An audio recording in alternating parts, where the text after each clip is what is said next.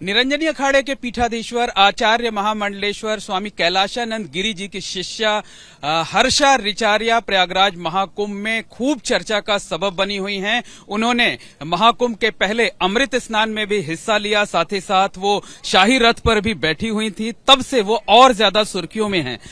हर्षा, आप धर्म और आध्यात्म से तो वैसे पहले जुड़ गई थी, लेकिन जब से आप महाकुंभ में आई हैं तब से देश ही नहीं बल्कि पूरी दुनिया में छाई हुई हैं। कैसा लग रहा है? ऑल थैंक्स टू मीडिया कि मीडिया की वजह से, उनके साथ की वजह से मैं देश में ही नहीं बल्कि विदेश में भी इस चेहरे को बिल्कुल दिखाया ही जा रहा है।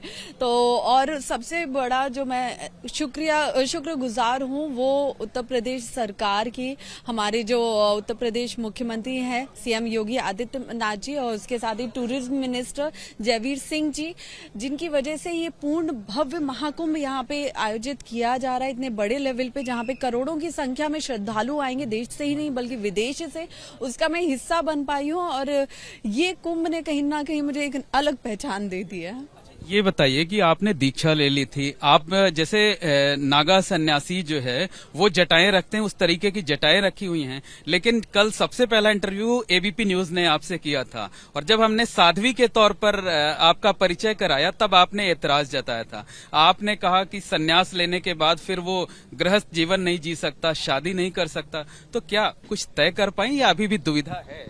नहीं, इसमें दुविधा कैसी, देखिए मैं बार बार इस चीज को क्लियर कर रही हूँ और आप मेरा स्टार्टिंग से लेके अभी तक कोई भी इंटरव्यू देखेंगे, कोई भी क्लिप देखेंगे, मैंने कहीं ये नहीं बोला कि मैं साध्वी हूँ, मैंने किसी को नहीं बोला, ठीक है। तो इस चीज को मीडिया में दिखाया जा रहा है, बताया जा रहा है, जो मुझे नहीं लगता सही है, क्योंकि साध्वी बनने के लिए जो तपस्या, दीक्षा, जो संस्कार होते हैं वो मैंने कुछ भी नहीं किया और मैंने उस टाइप का इतना सोचा भी नहीं था कि ऐसा कुछ मुझे करना है। मैं सिर्फ अपने धर्म के लिए, अपनी संस्कृति के लिए काम करना चाहती हूँ, युवाओं को अवेयर करवाना चाहती हूँ, समाज में एक जागरूकता लाना चाहती हूँ एंड इसके साथ ही मैं आगे भी इसी में कंटिन्यू करना चाहती हूँ। प्रयागराज महाकुंभ में आने के बाद पिछले 2-3 दिनों में आप जिस तरीके से पूरी दुनिया में छाई हुई हैं, क्या लगता है कि अब गृहस्थ जीवन जीना चाहिए, शादी करना चाहिए, परिवार को समय देना चाहिए, या कि अब इसी में ज्यादा स्कोप है? देखिए, बात स्कोप वाली नहीं है। स्कोप तो ऐसा है कि मैं जहाँ काम कर रही थी वहाँ बहुत अच्छा स्कोप था, वहाँ सालों से मैंने अच्छा नाम और पैसा सब कमाया है। बट द थिंग इज कि मैं यहाँ आई हूँ, मैंने गृहस्थ जीवन ऐसा नहीं है कि मैंने परिवार को त्याग दिया है। मैं 3-4 महीने में 1-2 दिन के लिए कभी कभी परिवार से मिलती भी हूँ, क्योंकि मैं बाहर रहती हूँ, मेरा परिवार दूसरी जगह रहता है, हमेशा मिलना बात करना भी नहीं हो पाता है। लेकिन आने वाले टाइम में जो सबसे बड़ा सवाल है कि मैं गृहस्थ जीवन जीऊंगी कि नहीं जीऊंगी, ये आने वाला वक्त बताएगा, क्योंकि इसके बारे में मैंने कुछ भी अभी तय नहीं किया है और ना ही मैंने ये तय किया है कि मैं सन्यासी ही लूंगी। तो अभी कुछ भी वो डिसाइडेड नहीं है, वो आने वाले वक्त में ही मुझे पता चलेगा कि क्या ईश्वर की मर्जी है। अच्छा, सोशल मीडिया पर जितने लोग आपको देख रहे हैं, सबके मन में एक बड़ा सवाल ये है कि हर्षा शादी करेंगी, घर बसाएंगी या सनातन का प्रचार प्रसार साध्वी के तौर पर, सन्यासी के तौर पर करती रहेंगी? देखिए, ऐसा कहीं भी नहीं लिखा, ऐसा कहीं कोई नहीं बोलता है कि आप गृहस्थ जीवन जीते हुए धर्म के लिए काम नहीं कर सकते, है ना। बहुत से ऐसे लोग हैं जो गृहस्थ जीवन भी जी रहे हैं और धर्म के लिए काम भी कर रहे हैं। वो पर्सन टू पर्सन डिपेंड करता है कि कौन क्या करना चाहता है। मैंने शादी का नहीं सोचा है, मैंने फैमिली का नहीं सोचा है, मैं सिर्फ धर्म के लिए सोच रही हूँ। आने वाले वक्त में क्या होगा ये मैं अभी कुछ डिसाइड नहीं कर सकती। मेरा दूर से दूर तक जो प्लानिंग है वो धर्म के लिए काम करना, जागरूकता फैलाने का ही है। अच्छा, आपकी जो लाइफ थी बहुत ग्लैमरस लाइफ थी, जो है आपके, मतलब जो एक एक वीडियो आपने सोशल मीडिया पर पोस्ट किए थे, लाखों लोगों ने देखे हुए हैं जो है वो, तो कभी ऐसा तो नहीं कि अब फिर से वापस उस दुनिया में जाने का मन करे? नहीं, ऐसा कुछ भी नहीं है। मैंने उस जीवन को बहुत अच्छे से जिया है, बहुत अच्छे से मैं सेटिस्फाई होके उस जीवन को साइड में करके मैं इस रास्ते पे चल रही हूँ। तो आने वाले टाइम में अनफॉर्चुनेटली आप मुझे उस रूप में नहीं देख पाएंगे। अगर बॉलीवुड से कोई ऑफर आता है कि हर्षा जी हम आपको एज एन लीड एक्ट्रेस अपनी फिल्म में लेना चाहते हैं, तब क्या विचार बदल सकता है?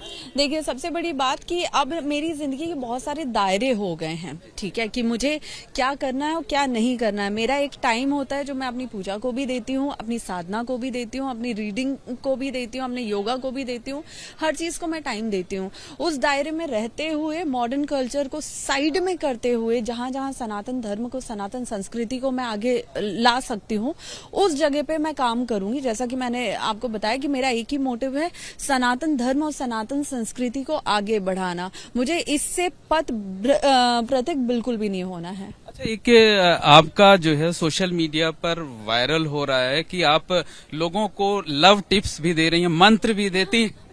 ये पता है, मुझे अभी मीडिया के थ्रू ही पता चला है कि मेरा वो वीडियो बहुत तेजी से वायरल हो गया है, और वो मैंने एक कॉमेडी वे में बनाया था। आप देखोगे मैं उसमें हंस भी रही हूँ, और वो लाइक कॉमेडी वे में हम गिली गिली छू जो करते हैं, उस टाइप से मैंने उसको बस ऐसे ही बना दिया। मुझे नहीं पता था कि वो भी इतना बड़ा मुद्दा बन सकता है। मतलब वो सिर्फ एक फन के उससे था, या कि उसमें कुछ रियलिटी, या कि अब आप तपस्या करके लोगों को उनका प्यार दिलवा दें? नहीं नहीं नहीं नहीं नहीं, मेरा ऐसा कोई इंटेंशन नहीं है। मैं किसी का कोई प्यार नहीं दिलवाने वाली हूँ, टू बी वेरी ऑनेस्ट। वो मैंने एक मजाक के लिए, एक कॉमेडी के लिए, हंसने के लिए, हंसाने के लिए बनाया था, तो उसे बस हंसी के लिए ही रहने दीजिए। लोगों की सपनों की राजकुमारी होती है, राजकुमार होती हैं। हालांकि जो सवाल है वो पर्सनल है, अगर आप चाहें तो जवाब दें, चाहें तो ना दें। क्या हर्षा का भी कोई सपनों का राजकुमार है जो से वो पाना चाहती है? मैंने इस बारे में कुछ भी नहीं सोचा है। मैं सिर्फ धर्म के लिए और मैं गुरुदेव के लिए और महादेव के लिए ही सोचती हूँ। अच्छा, ये बताइए कि आप नेताओं की तरह बयानबाजी भी देती हैं। संभल में जो है मस्जिद के नीचे खुदाई हुई, आपका उस पर कमेंट आया, तमाम दूसरे मुद्दों पर भी आपके कमेंट आते रहते हैं। मुझे लगता है भारत में हर किसी को अपने विचार रखने की पूरी आजादी है। जो लोग सरकार के खिलाफ बोलते हैं, सरकार को गाली देते हैं, या हमारे सनातन धर्म और संस्कृति को गाली देते हैं, मैं उस तरह से कुछ भी नहीं कर रही हूँ। लेकिन मैं जो भी कर रही हूँ बहुत अच्छे तरीके से कर रही हूँ, अपने धर्म के लिए बात कर रही हूँ। जहां जहां मंदिर निकल रहे हैं और खुदाई हो रही है वो भी जरूरी है, क्योंकि सनातन धर्म, सनातन संस्कृति इस समस्त ब्रह्मांड की सबसे पुरानी संस्कृति और धर्म है, जैसे कोई भी झुठला नहीं सकता, नकार नहीं सकता। तो अब जितने हमारे मंदिर तोड़े गए हैं, जिनको कब्जा किया गया है, छीना गया है, छुपाया गया है, अगर हम उसे वापस ले रहे हैं तो मुझे नहीं लगता इसमें कोई। आपका एक कोट भी है कि जहां जहां खुदा है, क्या है वो, उसके जरिए? जहां जहां खुदा है वहां वहां खुदेगा। शिव आया तो हमारा, शव आया तो तुम्हारा। शिव नहीं निकला तो आपकी जमीन आपकी, शिव निकले तो वो जगह हमारी, वहां मंदिर बनेगा। अच्छा, आपका आइडियल पॉलिटिशियन कौन है? बस इसको यहीं रहने देते हैं। Thank you. अच्छा, एक सवाल और है कि महाकुंभ में आप रह रही हैं, कल्पवास कर रही हैं, गुरु जी का सानिध्य मिल रहा है, कौन सा बड़ा संदेश आप यहाँ से देना चाहती हैं? देखिए, ये पूर्ण भव्य महाकुंभ खुद में एक बहुत बड़ा संदेश है, और ये हम सब की जिंदगी में एक बहुत बड़ा बदलाव लेके आएगा। मैं बार बार सबको पर्सनली भी बोल रही हूँ कि आप सब अगर अपने घर में बैठे हुए हैं तो अपने घर से निकल के आइए, तीर्थराज प्रयाग की धरा पे आइए, और यहाँ पे संगम में गोता लगा के अपने जीवन को कृतार्थ कीजिए। उसके साथ ही अपने धर्म को, सनातन धर्म को, संस्कृति को समझिए, जानिए, पढ़िए, और अगर नहीं पता है तो अपनी तरफ से आगे बढ़िए, और अगर पता है तो उसका प्रचार प्रसार कीजिए समाज में, उसके लिए युवाओं में उसके बीच जागरूकता पैदा कीजिए। क्योंकि आज सनातन धर्म सिर्फ धर्म बन के नहीं, बल्कि भारत की पहचान बन के, जो पहले था वो अब वापस हो रहा है, और अब देसी ही नहीं, भारत के ही नहीं, बल्कि विदेशी मूल के भी लोग यहाँ आ रहे हैं, श्रद्धालु आ रहे हैं। तो ये हम सब के लिए बहुत गौरव की बात है। आपको तमाम और जगहों पर भी इंटरव्यू देना है, 3 छोटे छोटे सवाल कर लेते हैं और जल्दी जल्दी जवाब आप दे दीजिएगा। जो इस्लाम धर्म है, उसको जो संत महात्मा हैं वो कहते हैं कि वो सनातनियों के लिए खतरा है, आप क्या मानते हैं? इन चीजों को भी रहने देते हैं। अच्छा, एक क्रिसमस को लेकर के आपका वो आया था कि बच्चों को लोग जोकर बनाते हैं। हाँ, तो अगर आप सनातन धर्म से जुड़े हुए हैं, सनातन धर्म आपका है, आप उसमें जन्म लिया है, तो मुझे लगता है कि उस धर्म से जुड़े हुए जितने त्योहार हैं, जितने रीति रिवाज हैं, जितनी संस्कृति है, आप उसे फॉलो कीजिए। क्योंकि हमारे सनातन धर्म में इतनी खूबसूरती है, इतनी चीजें हैं कि अगर आप उसी को प्रॉपर तरीके से जानेंगे, समझेंगे, पढ़ेंगे, तो आपको किसी और धर्म को जानने समझने का टाइम ही नहीं है, किसी और त्योहार को मनाने का टाइम ही नहीं है। क्योंकि हमारे खुद के इतने त्योहार हैं, तो क्यों किसी गैर त्योहार को मनाना? जोकर ना बनाए। बिल्कुल उनको उसी दिन जो हमारा तुलसी पूजन दिवस होता है उसके बाद एक लास्ट क्वेश्चन ये है कि आपके गुरुजी और सारे लोग जो है, बस लास्ट क्वेश्चन है कि यहाँ पर सबसे बड़ा मुद्दा ये है कि वक्फ बोर्ड की तर्ज पर सनातन बोर्ड का गठन किया जाए। धर्म संसद भी महाकुंभ में होने वाली है। हर्षा जी क्या सोचती हैं, क्या मानती हैं?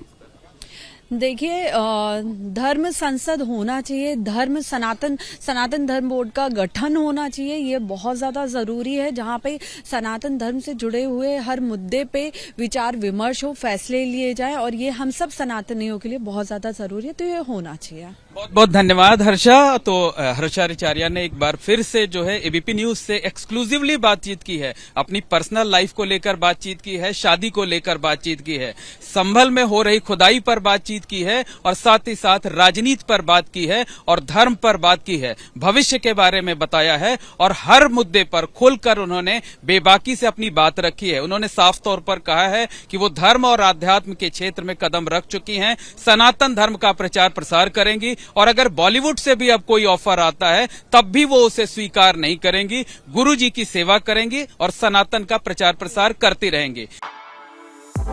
For exclusive and insightful videos, subscribe to our new channel ABP Live Premium.